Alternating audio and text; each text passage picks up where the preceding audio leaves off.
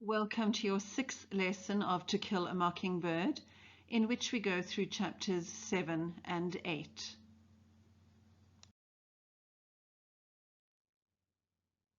These lessons are made for the grade 10s of St. Patrick's CBC in Kimberley, South Africa. The English department would love to share resources with all other schools, those of you who are studying To Kill a Mockingbird. In order to do so, please subscribe to the Mrs. M Teaches English YouTube channel, like the video, and share it with your friends who are studying this novel. In this way, we can help everyone during the online lesson preparation period.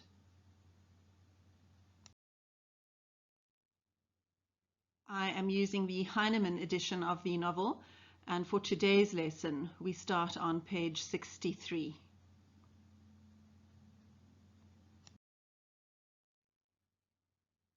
As we work through the material today, I'd like you to focus on these 3 points.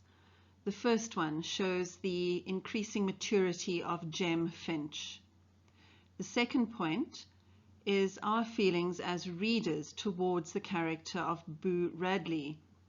Please note that everything that is to do with Boo Radley will tie in with the theme of prejudice. Prejudice is not always just racial. And then the third point, Morphodite, is about the children's innocence. There is an incident in today's reading in which the children build a snowman. It's a rather delightful passage, and it shows them in their childlike innocence.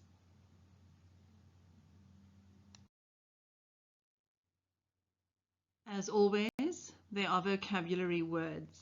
Please add these words to the list that you are writing at the back of your notebook. Look out for them as we read these chapters.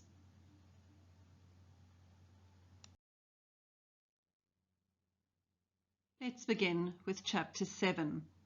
It starts on page 63, but we're going to skip the first couple of paragraphs, and I'd like you to turn to page 64, and we're going to start near the top of the page with the third paragraph.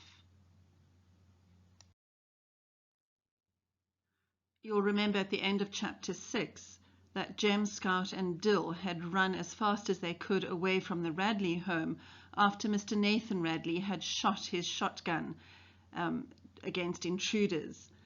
Jem got his trousers caught in the fence, and we ended the last reading with him having gone back in the middle of the night to fetch his trousers and climbing into bed.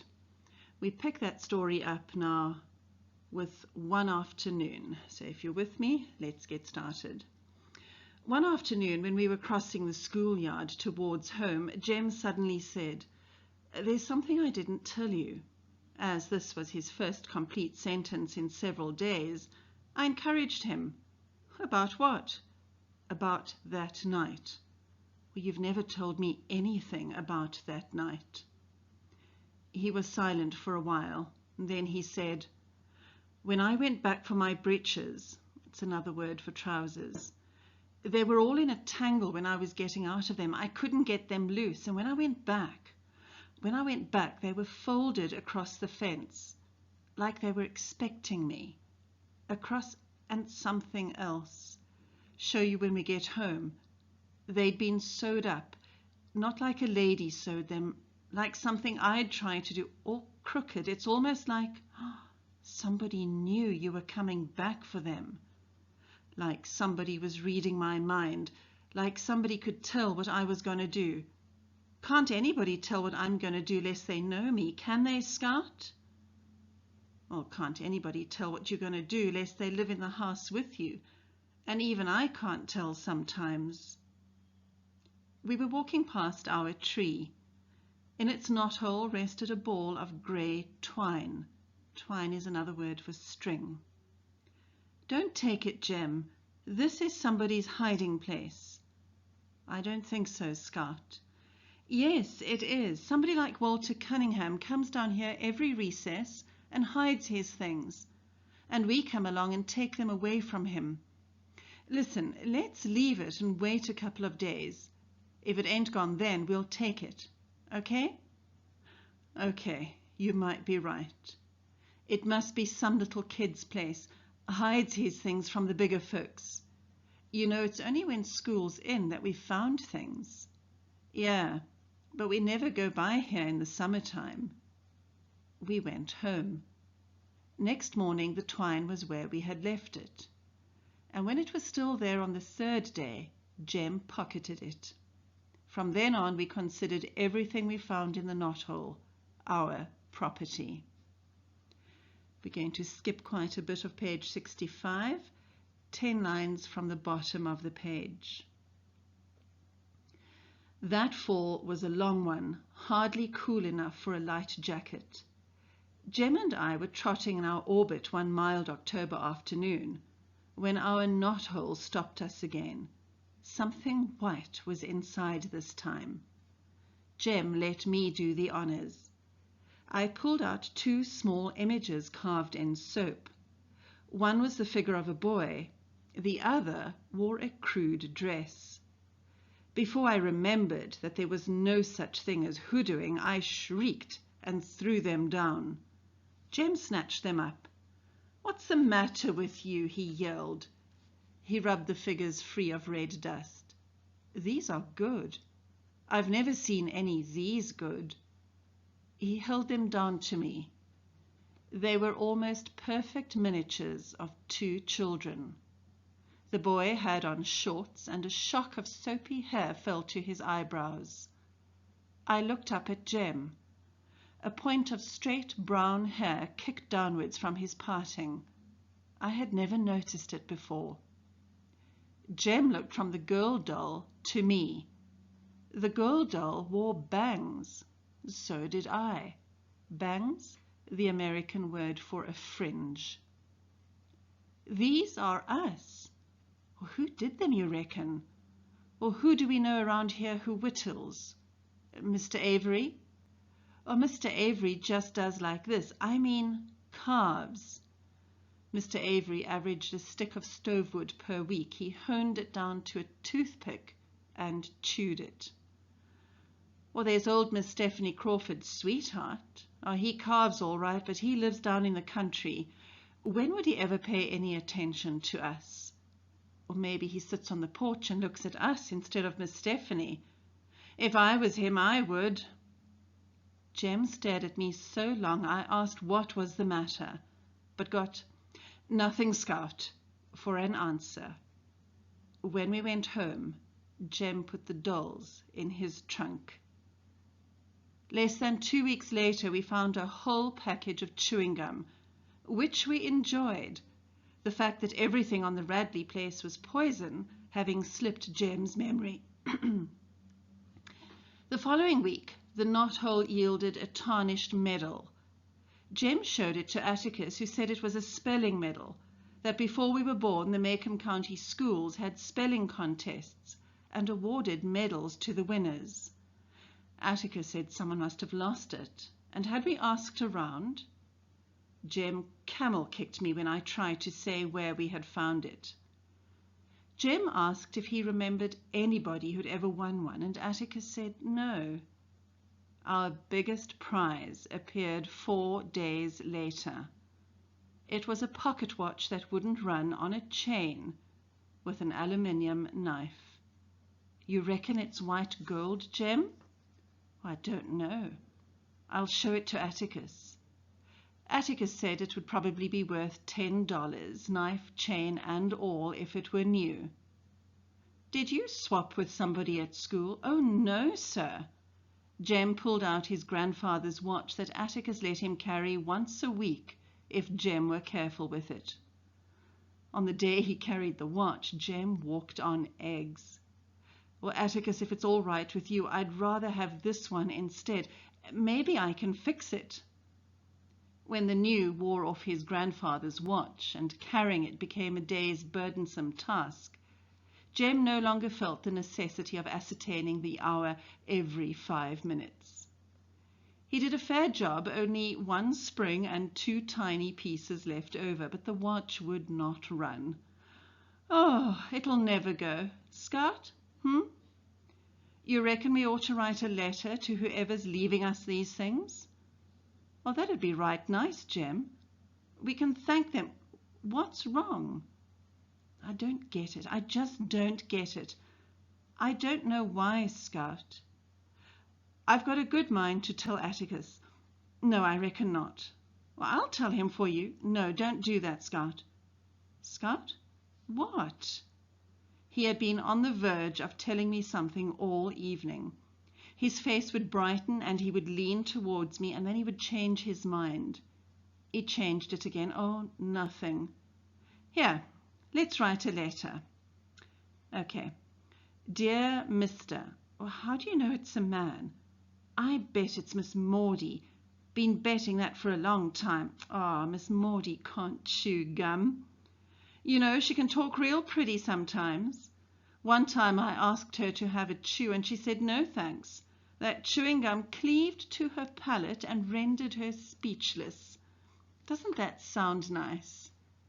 Yeah, she can say nice things sometimes. She wouldn't have a watch and chain anyway. Dear Sir, said Jem, we appreciate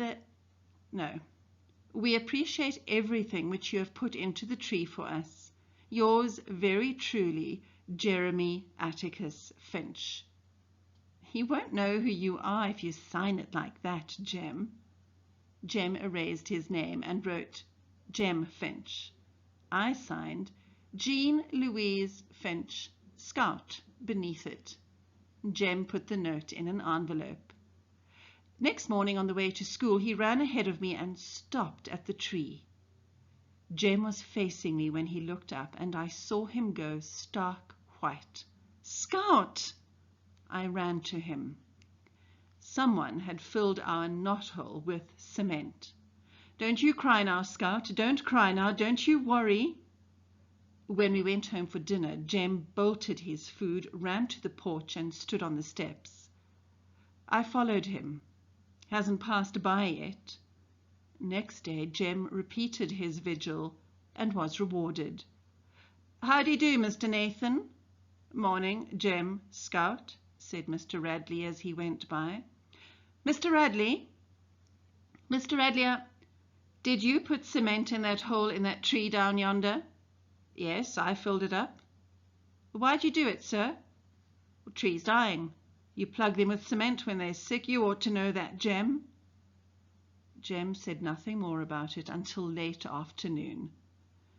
When we passed our tree, he gave it a meditative pat on its cement and remained deep in thought. He seemed to be working himself into a bad humor, so I kept my distance. As usual, we met Atticus coming home from work that evening. And when we were at our steps, Jem said, Atticus, look down yonder at that tree, please, sir. What tree, son? The one on the corner of the Radley lot coming from school. Yes. Is that tree dying? Why, no, son, I don't think so.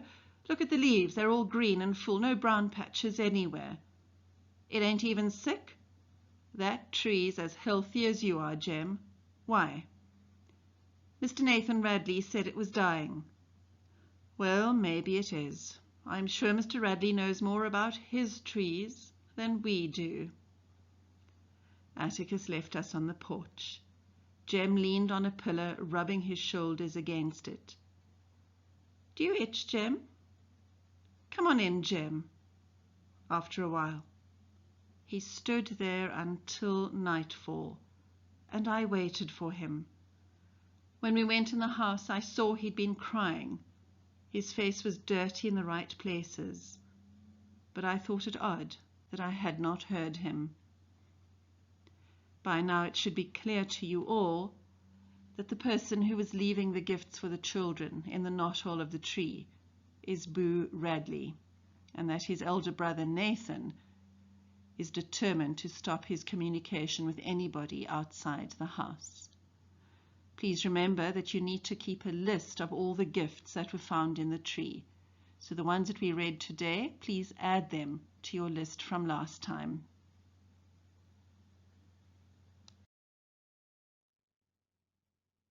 In Chapter 8, which starts on page 69, Scout experiences snow for the first time, and Boo Radley makes an appearance, but nobody notices. Skip the first paragraph of the chapter. 3 lines from the bottom of page 69. Old Mrs. Radley died that winter, but her death caused hardly a ripple. The neighborhood seldom saw her except when she watered her cannas, her flowers. Jem and I decided that Boo had got her at last, but when Atticus returned from the Radley house, he said she had died of natural causes, to our disappointment. Ask him. You ask him. You're the oldest. Well, that's why you ought to ask him. Atticus, did you see Mr. Arthur? I did not. Jem restrained me from further questions. He said Atticus was still touchy about us and the Radleys, and it wouldn't do to push him any. Skip 3 lines. Next morning I awoke, looked out the window, and nearly died of fright. My screams brought Atticus from his bathroom, half-shaven. "The world's ending, Atticus! Please do something!" I dragged him to the window and pointed. "No, it's not. It's snowing." Jem asked Atticus, would it keep up? Jem had never seen snow either, but he knew what it was. Atticus said he didn't know any more about snow than Jem did. "I think, though, if it's watery like that, it'll turn to rain." The telephone rang, and Atticus left the breakfast table to answer it. That was Eula May. I quote, "As it has not snowed in Macomb County since 1885, there will be no school today." Eula May was Macomb's leading telephone operator. She was entrusted with issuing public announcements, wedding invitations, setting off the fire siren, and giving first aid instructions when Dr. Reynolds was away. When Atticus finally called us to order and bade us look at our plates instead of out of the windows, Jem asked, "How do you make a snowman?" "Oh, I haven't the slightest idea. I don't want you all to be disappointed, but I doubt if there'll be enough snow for a snowball even." Calpurnia came in and she said she thought it was sticking. When we ran to the backyard, it was covered with a feeble layer of soggy snow. "Oh, we shouldn't walk about in it," said Jem. "Look, every step you take is wasting it." I looked back at my mushy footprints. Jem said if we waited until it snowed some more, we could scrape it all up for a snowman. I stuck out my tongue and caught a fat flake. It burned. "Jem, it's hot." "No, it ain't. It's so cold it burns." "Now don't eat it, Scout. You're wasting it. Let it come down." "But I want to walk in it." "I know what. We can go walk over at Miss Maudie's." Skip 12 lines.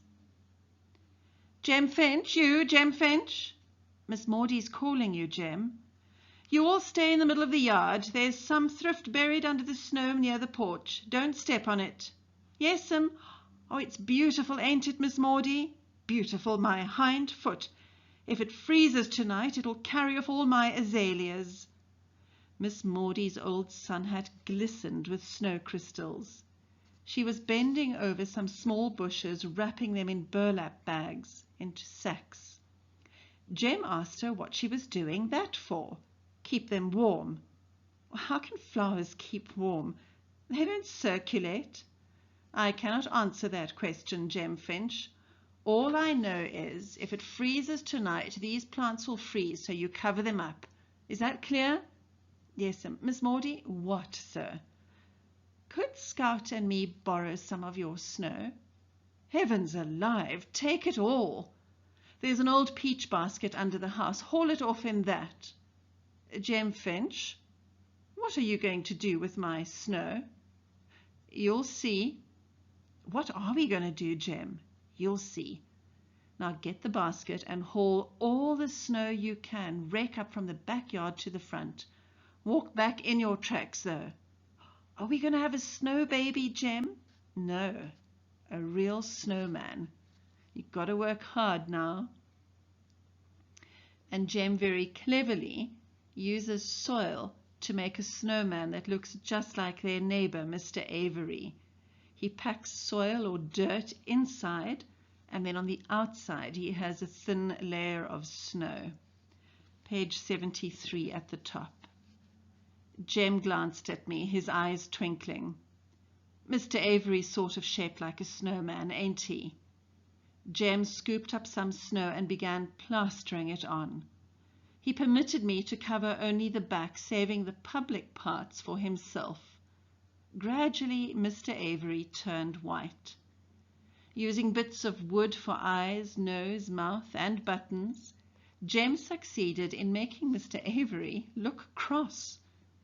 A stick of stove wood completed the picture. Jem stepped back and viewed his creation. "Oh, it's lovely, Jem. It looks almost like he'd talk to you." "It is, ain't it?" We couldn't wait for Atticus to come home for dinner, but called and said that we had a big surprise for him. He seemed surprised when he saw most of the backyard and the front yard, but he said we had done a Jim dandy job. "I didn't know how you were going to do it, but from now on I'll never worry about what will become of you, son. You'll always have an idea." Jem's ears reddened from Atticus's compliment, but he looked up sharply when he saw Atticus stepping back. Atticus squinted at the snowman a while. He grinned and then laughed. "Son, I can't tell what you're going to be, an engineer, a lawyer, or a portrait painter. You've perpetrated a near libel here in the front yard. We've got to disguise this fellow." A rather lovely way of saying that the snowman looks too much like Mr. Avery. Turn to page 74, 10 lines from the top of the page. The snow stopped in the afternoon, the temperature dropped, and by nightfall Mr. Avery's direst predictions came true. Calpurnia kept every fireplace in the house blazing, but we were cold. When Atticus came home that evening, he said we were in for it and asked Calpurnia if she wanted to stay with us for the night. Calpurnia glanced up at the high ceilings and long windows and said she thought she'd be warmer at her house. Atticus drove her home in the car. Before I went to sleep, Atticus put more coal on the fire in my room. He said the thermometer registered 16, that it was the coldest night in his memory, and that our snowman outside was frozen solid. Of course, that 16 isn't Celsius, it's 16 degrees Fahrenheit, so that's below freezing point. Minutes later, it seemed, I was awakened by someone shaking me. Atticus's overcoat was spread across me. "Is it morning already? Baby, get up. Put your robe on first." Jem was standing beside Atticus, groggy and tousled. He was holding his overcoat closed at the neck. His other hand was jammed into his pocket. He looked strangely overweight. "Hurry, hun. Here's your shoes and socks." "Is it morning?" "No, it's a little after 1. Hurry now." That something was wrong finally got through to me. "What's the matter?" By then he did not have to tell me. Just as the birds know where to go when it rains, I knew when there was trouble in our street. Soft, taffeta-like sounds and muffled scurrying sounds filled me with helpless dread. "Whose is it?" "Miss Maudie's, hun." At the front door we saw fire spewing from Miss Maudie's dining room windows. As if to confirm what we saw, the town fire siren wailed up the scale to a treble pitch and remained there screaming.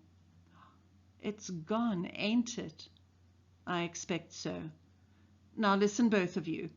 Go down and stand in front of the Radley place. Keep out of the way, do you hear? You see which way the wind's blowing?" "Oh, Atticus, reckon we ought to start moving the furniture out?" "Not yet, son. Do as I tell you. Run now. Take care of Scout, you hear? Don't let her out of your sight." Skip 9 lines. Jem put his arm around me. "Hush, Scout. It ain't time to worry yet. I'll let you know when." The men of Maycomb, in all degrees of dress and undress, took furniture from Miss Maudie's house to a yard across the street. I saw Atticus carrying Miss Maudie's heavy oak rocking chair, and thought it sensible of him to save what she valued most. Sometimes we heard shouts. Then Mr. Avery's face appeared in an upstairs window. He pushed a mattress out the window into the street and threw down furniture until men shouted, "Come down from there, Dick! The stairs are going! Get out of there, Mr. Avery!" Mr. Avery began climbing through the window. "Scout, he's stuck! Oh, God!" Mr. Avery was wedged tightly. I buried my head under Jem's arm and didn't look again until Jem cried, "He's got loose, Scout. He's all right." In the next lines, it looks as though the fire will spread to the Finch house. Skip 19 lines. In a group of neighbours, Atticus was standing with his hands in his overcoat pockets. He might have been watching a football game. Miss Maudie was beside him. "See there? He's not worried yet," said Jem. "Why ain't he on top of one of the houses?" "He's too old. He'd break his neck." "Do you think we ought to make him get our stuff out?" "Let's don't pester him. He'll know when it's time," said Jem. The Abbotsville fire truck began pumping water on our house. A man on the roof pointed to places that needed it most. I watched our absolute morphidite go black and crumble. That's the Snowman that they built. Miss Maudie's sun hat settled on top of the heap. I could not see her hedge clippers. In the heat between our house, Miss Rachel's and Miss Maudie's, the men had long ago shed coats and bathrobes. They worked in pajama tops and nightshirts stuffed into their pants. But I became aware that I was slowly freezing where I stood. Jem tried to keep me warm, but his arm was not enough. I pulled free of it and clutched my shoulders, and by dancing a little I could feel my feet. Skip 7 lines. It was dawn before the men began to leave, first one by one, then in groups. They pushed the Maycomb fire truck back to town. The Abbotsville truck departed. The third one remained. We found out next day it had come from Clark's Ferry, 60 miles away. Jem and I slid across the street. Miss Maudie was staring at the smoking black hole in her yard, and Atticus shook his head to tell us that she did not want to talk. He led us home, holding on to our shoulders to cross the icy street. He said Miss Maudie would stay with Miss Stephanie for the time being. "Anybody want some hot chocolate?" he asked. I shuddered when Atticus started a fire in the kitchen stove. As we drank our cocoa, I noticed Atticus looking at me, first with curiosity and then with sternness. "I thought I told you and Jem to stay put." "Why, we did. Well, then whose blanket is that?" "Blanket?" "Yes, ma'am, blanket. It isn't ours." I looked down and found myself clutching a brown woolen blanket I was wearing around my shoulders. "Atticus, I don't know, sir. I turned to Jem for an answer, but Jem was even more bewildered than I.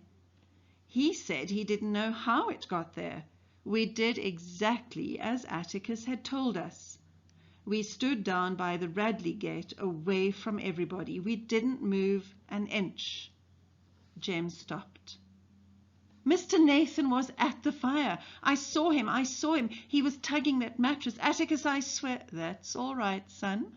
It looks like all of Maycomb was out tonight in one way or another. Jem, there's some wrapping paper in the pantry, I think. Go get it and we'll—" "Atticus, no, sir." Jem seemed to have lost his mind. He began pouring out our secrets right and left, in total disregard for my safety, if not for his own, omitting nothing, knothole, pants and all. "Mr. Nathan put cement in that tree, Atticus, And he did it to stop us finding things. He's crazy, I reckon, like they say. But Atticus, I swear to God, he ain't ever harmed us. He ain't ever hurt us. He could have cut my throat from ear to ear that night. But he tried to mend my pants instead. He ain't ever hurt us, Atticus. Whoa, son. You're right. We'd better keep this and the blanket to ourselves. Someday, maybe, Scout can thank him for covering her up. Thank who? Boo Radley. You were so busy looking at the fire, you didn't know it when he put the blanket around you. My stomach turned to water, and I nearly threw up when Jem held out the blanket and crept towards me. He sneaked out of the house, turned round, sneaked up and went like this, Atticus said dryly. Do not let this inspire you to further glory, Jeremy. Jeremy scowled. I ain't going to do anything to him. But I watched the spark of fresh adventure leave his eyes. Just think, Scout, if you just turned around, you'd have seen him. Scout did not see Boo. Nobody did. Next page. The children go and talk to Miss Maudie. We're bringing back your things, Miss Maudie. We're awful sorry. Miss Maudie looked around and the shadow of her old grin crossed her face. I always wanted a smaller house, Jem Finch. Gives me more yard. Just think, I'll have more room for my azaleas now. You ain't grieving, Miss Maudie? Grieving, child? Why, I hated that old cow barn. I thought of setting fire to it 100 times myself, except they'd lock me up. But don't you worry about me, Jean Louise Finch. There are ways of doing things you don't know about. Why, I'll build me a little house and take me a couple of roomers and, gracious, I'll have the finest yard in Alabama. And that's a good place to stop this chapter. Miss Maudie teaches us that you can't control what happens to you, but you certainly can control how you react to these events.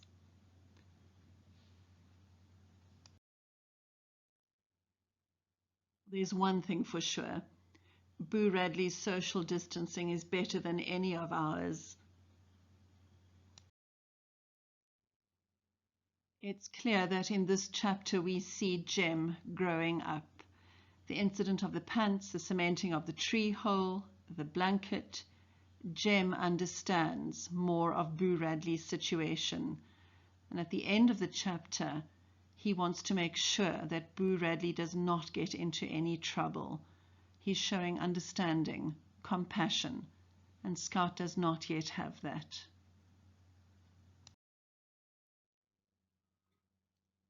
As readers, we are starting to see a little bit more of Boo Radley's character, even though we haven't actually met him yet. Please note how the children have prejudged him, an introduction to the theme of prejudice, which will be expanded as the novel continues. Scout's mispronunciation of the word hermaphrodite as morphodite serves to endear her to us, the reader. She is a childish or childlike narrator, and it serves to emphasize just how innocent she is. In your notebooks, please answer these 5 questions on chapters 7 and 8. Always answer in as much detail as you can, quoting from the text wherever possible.